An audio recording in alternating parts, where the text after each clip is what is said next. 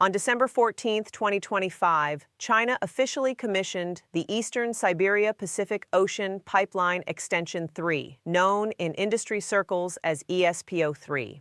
This isn't routine energy infrastructure.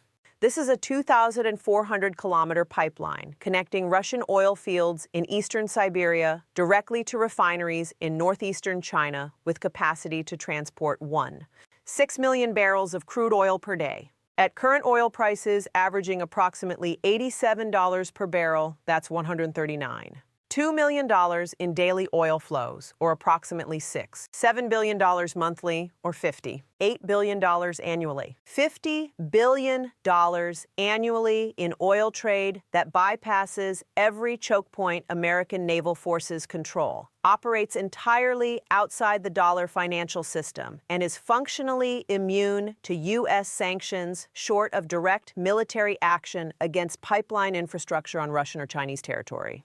That pipeline doesn't just change energy flows between Russia and China.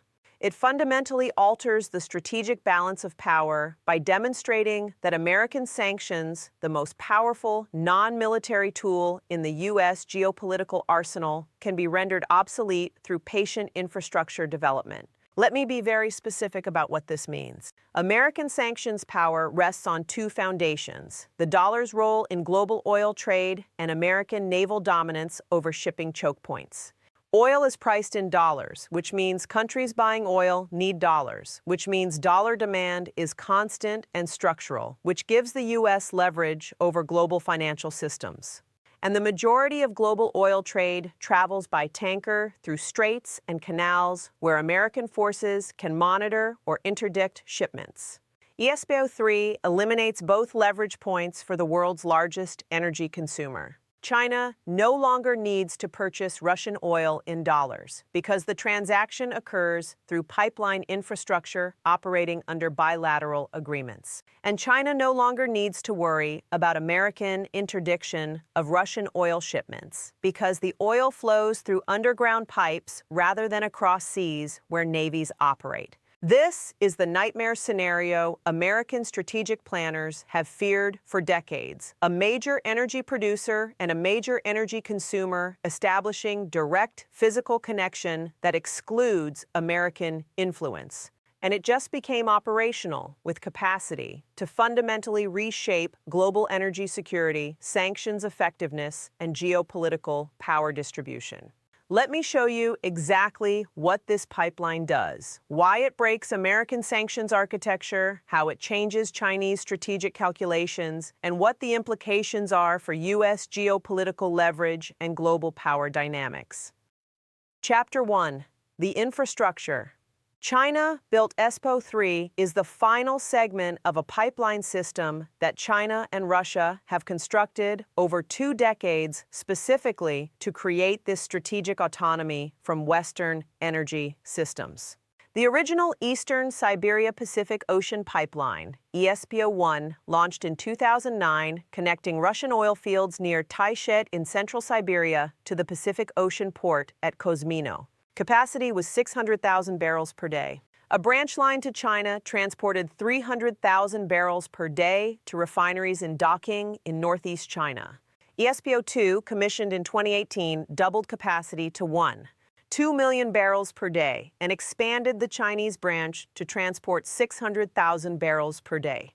Russia and China split the infrastructure investment, with Russia funding the pipeline on Russian territory and China funding the connecting infrastructure and pipelines distributing oil within China.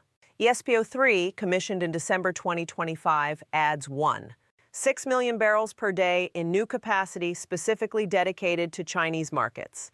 Unlike previous segments that split capacity between Pacific export terminals and Chinese deliveries, ESPO3 routes entirely to China. Total Russia-China pipeline capacity now reaches 2 million barrels per day, including ESPO branches and the earlier Atasu-Alashanku pipeline that connects Kazakhstan to western China, but also carries some Russian oil. To contextualize these volumes, 2 million barrels per day represents approximately 15% of China's total oil consumption and roughly 22% of China's oil imports. Saudi Arabia, China's largest oil supplier, provides approximately 1.8 million barrels per day. Russia, through pipeline infrastructure alone, now provides more oil to China than Saudi Arabia. But the critical difference isn't volume. It's delivery mechanism. Saudi oil reaches China via tanker through the Strait of Malacca, the 1.5-mile-wide choke point separating Malaysia from Indonesia that handles approximately 25% of global maritime trade. American naval forces based in Singapore and operating throughout Southeast Asia can monitor every tanker passing through Malacca. In conflict scenarios, the United States could blockade Malacca, cutting Chinese access to Middle Eastern oil. Russian pipeline oil flows underground through territory the United States cannot easily access militarily. The pipeline route traverses Russian Far East and crosses into northeastern China at Mohe in Heilongjiang Province. Interdicting this flow requires either destroying pipeline infrastructure through missile strikes or special operations on Russian or Chinese soil, or physically controlling territory through which the pipeline passes. Both options constitute acts of war against nuclear-armed powers. The pipeline infrastructure cost approximately $68 billion total across all three phases, according to figures from Transneft, the Russian state pipeline company. China contributed approximately $31 billion through various financing arrangements, including prepayment for oil deliveries and direct infrastructure investment. $68 billion. That's more than Russia spent hosting the 2014 Olympics and World Cup combined. That's approximately equal to the construction cost of the Three Gorges Dam, one of China's most expensive infrastructure projects. This wasn't routine energy infrastructure. This was strategic investment designed explicitly to create alternatives to American-dominated energy trade routes. Chapter 2. The Sanctions, Evasion, Architecture. Now let me show you exactly how this pipeline makes Western sanctions on Russian oil functionally unenforceable. Current Western sanctions on Russian oil include price caps limiting purchases to $60 per barrel, prohibitions on providing insurance or shipping services for Russian oil cargoes, and restrictions on financial institutions processing payments for Russian oil transactions. These sanctions partially worked because they relied on global oil trade infrastructure being predominantly Western-controlled. Russian oil exported via tanker requires insurance from Western insurance companies or reinsurance markets. It requires shipping on vessels flagged in jurisdictions that comply with sanctions or risk being denied access to Western ports. And payments typically clear through dollar-denominated correspondent banking, where U.S. authorities can monitor and block transactions. Pipeline oil eliminates all three pressure points. The oil flows through pipeline infrastructure that doesn't require insurance against shipping risks because there are no ships. It doesn't require vessels that could be denied port access because it arrives via underground pipes. And payments clear through bilateral banking arrangements using rubles or yuan rather than dollars. The specific payment mechanism matters enormously. Under the pipeline agreements, China pays Russia for oil deliveries through a combination of yuan-denominated payments deposited in Russian accounts at Chinese banks and direct barter trade where Russian oil is exchanged for Chinese manufactured goods. Neither mechanism touches the dollar financial system. Chinese banks receiving yuan payments from Chinese refiners buying Russian oil transfer those yuan to Russian accounts within Chinese banking system. Russia holds yuan balances and uses them to purchase Chinese exports, machinery, electronics, consumer goods, construction equipment. The cycle is entirely self-contained within Russian and Chinese financial systems. Western sanctions that prohibit dollar-based payments are irrelevant when payments don't use dollars. Western sanctions that block access to SWIFT messaging are irrelevant when transactions clear through Chinese domestic payment systems. Western financial surveillance that depends on monitoring dollar flows is blind to yuan-denominated transactions occurring within Chinese banks. The price cap becomes unenforceable because there's no Western entity involved in the transaction with visibility into actual prices. Official statements claim prices comply with caps. Actual transaction prices could be substantially higher with no mechanism for Western authorities to verify or enforce compliance. But here's the element that makes this genuinely transformative. The pipeline doesn't just allow sanctions evasion for Russian oil. It establishes a template for how major economies can conduct strategic trade entirely outside Western-controlled financial and logistics infrastructure.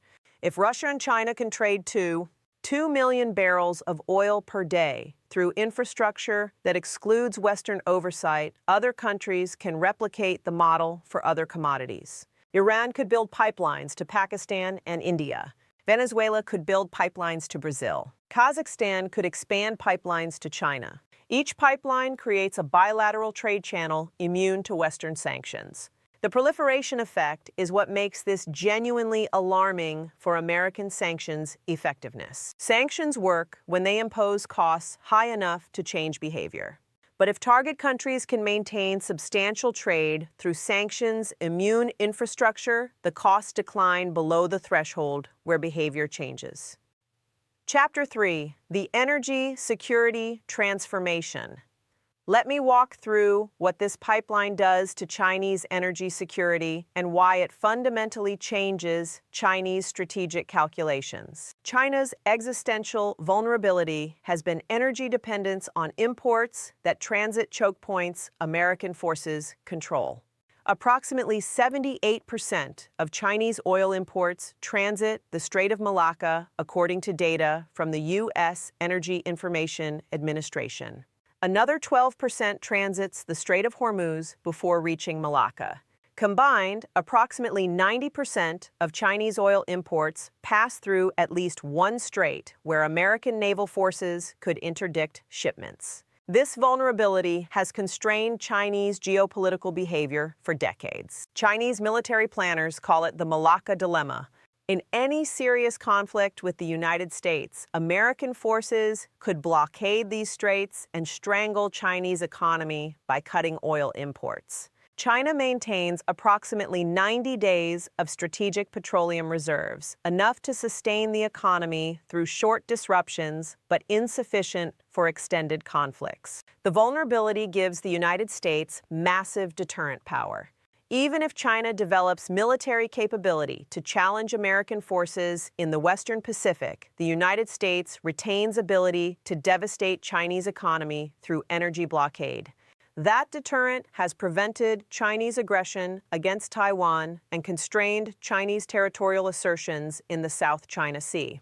ESPO3 fundamentally changes this calculus by providing China with 2 million barrels per day of oil supplies that are immune to maritime blockade. That's not enough oil to sustain normal Chinese economic activity, which consumes approximately 4 million barrels per day. But it's enough to sustain critical economic functions and military operations during conflict. Think about what this means strategically. If China can source 2 million barrels per day from Russia via pipeline, plus another estimated 1 million barrels per day from domestic production, China has access to approximately 3 million barrels per day even under complete maritime blockade. That's roughly 21% of normal consumption. 21% isn't enough for normal economic growth, but it's potentially enough to sustain military operations, maintain critical infrastructure, and prevent complete economic collapse long enough to break a blockade through military means. And if China believes it can survive a blockade long enough to counter it militarily, the deterrent effect of blockade threat diminishes. The deterrent works when the target believes resistance is futile because economic collapse occurs before military countermeasures can succeed. The deterrent fails when the target believes it can sustain itself long enough to change the military balance.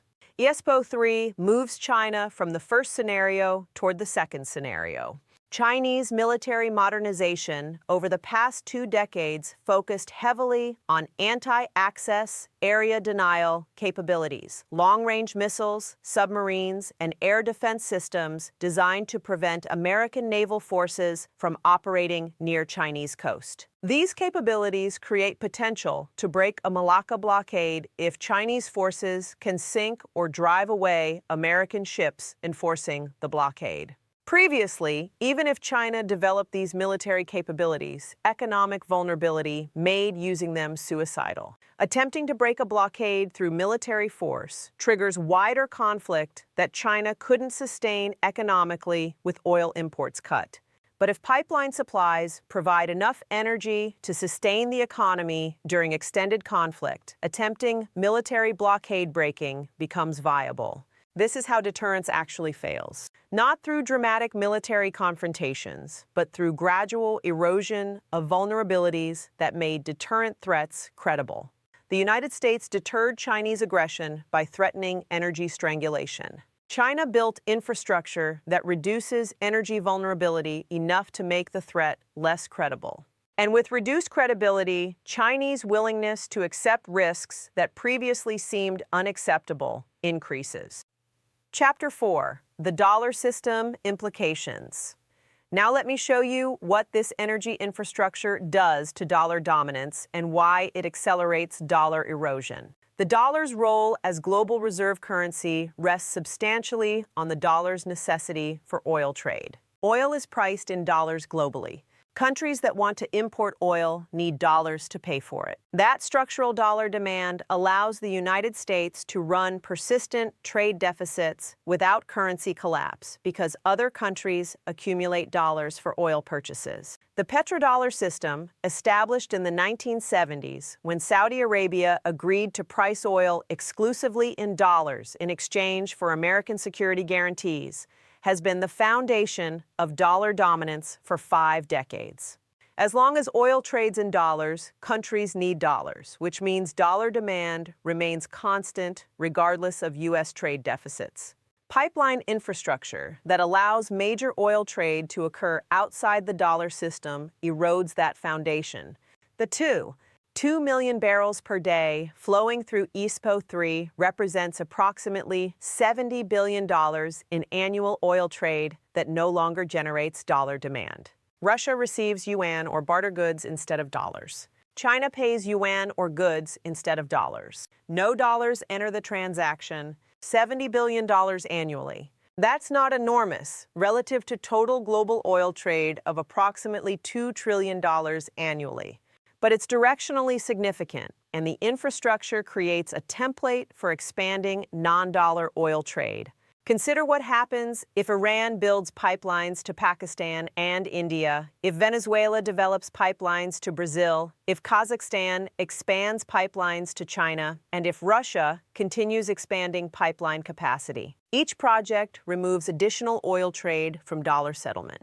The cumulative effect over years could redirect $400 to $600 billion in annual oil trade from dollar to alternative currency settlement.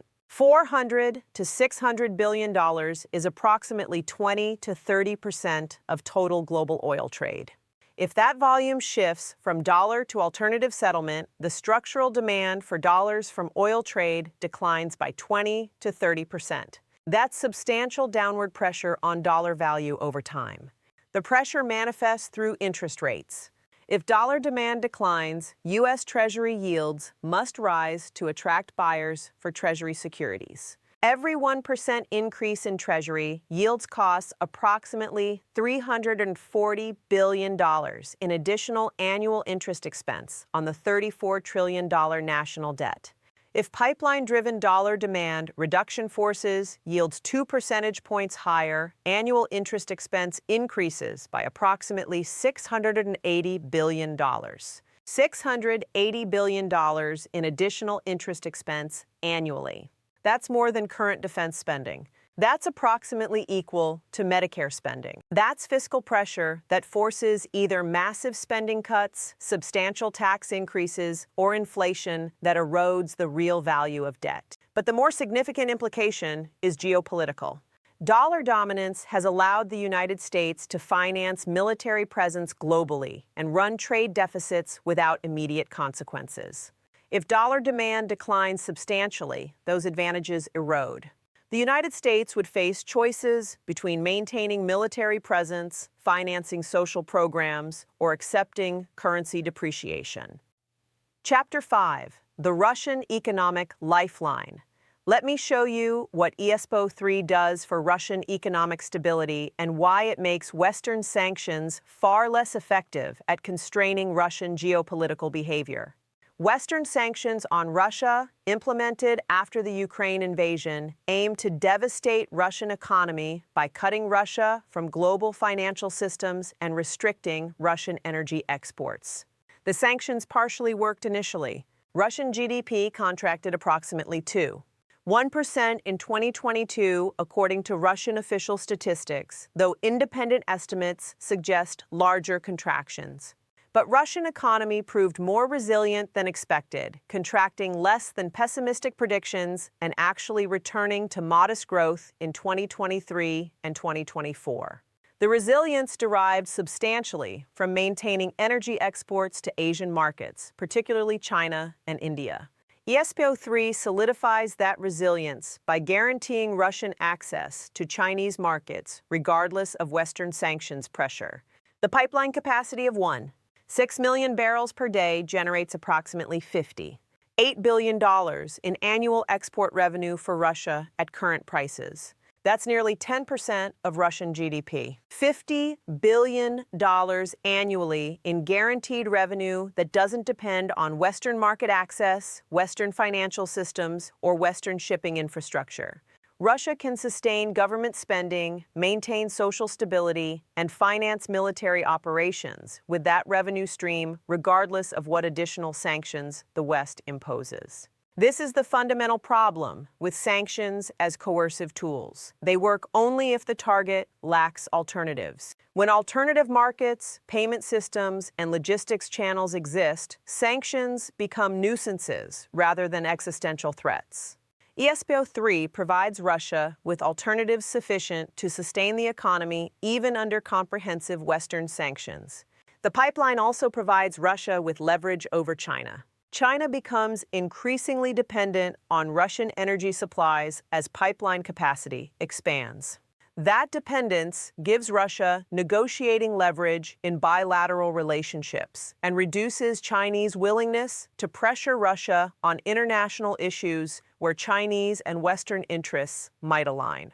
But the leverage isn't unidirectional. Russia also depends on Chinese purchases to monetize oil production. This creates mutual dependence that aligns Russian and Chinese strategic interests even where they might otherwise diverge. Neither country will support Western pressure on the other because bilateral energy trade is essential to both economies. Chapter 6: The Geopolitical Cascade. Now let me show you the broader geopolitical implications beyond Russia-China relations. The successful construction and operation of ESPO 3 demonstrates to other countries that infrastructure investments can create strategic autonomy from Western-dominated systems. This demonstration effect encourages similar projects globally. Iran is pursuing pipeline projects to Pakistan and potentially India that would allow Iranian oil and gas to reach Asian markets without tanker shipment through straits where Western forces operate. Pakistan needs energy and faces pressure from IMF and Western creditors to reduce subsidies and address fiscal imbalances. Iranian energy at below-market prices delivered via pipeline provides Pakistan with economic relief without dependence on Western financing. Venezuela has explored pipeline projects to Brazil and potentially Argentina that would allow Venezuelan oil to reach South American markets without depending on tanker shipping that Western sanctions complicate. Brazil, the dominant economy in South America, maintains pragmatic relationships with both Venezuela and the United States. Pipeline infrastructure gives Brazil access to nearby oil supplies without appearing to violate U.S. sanctions. Kazakhstan is expanding pipeline capacity to China that allows Kazakh oil and gas to bypass Russian territory and reach Chinese markets directly. Kazakhstan, historically dependent on Russian pipelines to export energy to global markets, gains strategic autonomy and negotiating leverage against Russian pressure through direct Chinese connections. Each pipeline creates bilateral trade channels immune to Western sanctions and reduces Western leverage over participating countries. The proliferation effect is what makes ESPO-3 genuinely transformative. It's not just one pipeline. It's a proof of concept that infrastructure investment can eliminate Western leverage points, encouraging other countries to pursue similar strategies. The aggregate effect over years is the fragmentation of global energy trade into bilateral and regional systems that operate outside Western oversight. The Western-dominated global energy market that existed from the 1970s through early 2000s is fracturing into multiple systems with different rules, currencies, and power structures. For American geopolitical strategy, this is deeply problematic. American influence globally has rested substantially on controlling or influencing energy flows through naval dominance of shipping lanes and financial dominance of oil trade. As energy trade shifts to pipeline infrastructure and alternative payment systems, that influence erodes systematically. Chapter 7. What this means for American power. Let me bring this to implications for American strategic position. American sanctions have been the primary non-military tool for coercing adversaries, deterring aggression, and enforcing international norms. The effectiveness of sanctions depended on American control over global financial infrastructure and energy trade routes. ESPO-3 and similar infrastructure demonstrate that major economies can circumvent both control points through patient investment. If sanctions become ineffective, American foreign policy loses a critical tool between diplomatic pressure and military force. Historically, the United States could escalate pressure on adversaries through progression, diplomatic criticism, economic sanctions, and finally, military action. If sanctions lose effectiveness, the gap between diplomacy and military force widens dramatically. That wider gap creates scenarios where diplomatic pressure is insufficient to change behavior, but military action seems disproportionate or too risky. Countries like Russia or Iran can pursue policies the United States opposes, knowing that American responses are limited to ineffective sanctions or risky military action. The leverage decline also affects American alliances. Asian allies like Japan and South Korea traditionally aligned closely with American policy, partly because they depended on American protection of energy imports. If China achieves energy security through pipeline infrastructure that doesn't require American protection, Japan and South Korea may calculate that their energy security also doesn't depend on American naval dominance. That calculation encourages Asian countries to hedge their alliances, maintaining relationships with the United States, while also improving relationships with China to ensure access to Chinese-controlled energy infrastructure. The hedging reduces American ability to rally allies against China in conflicts over Taiwan, South China Sea, or other issues where American and Chinese interests clash. For American taxpayers, the implications manifest through military spending and fiscal pressures. The United States currently spends approximately $877 billion annually on defense, partly to maintain naval dominance that protects energy shipping routes.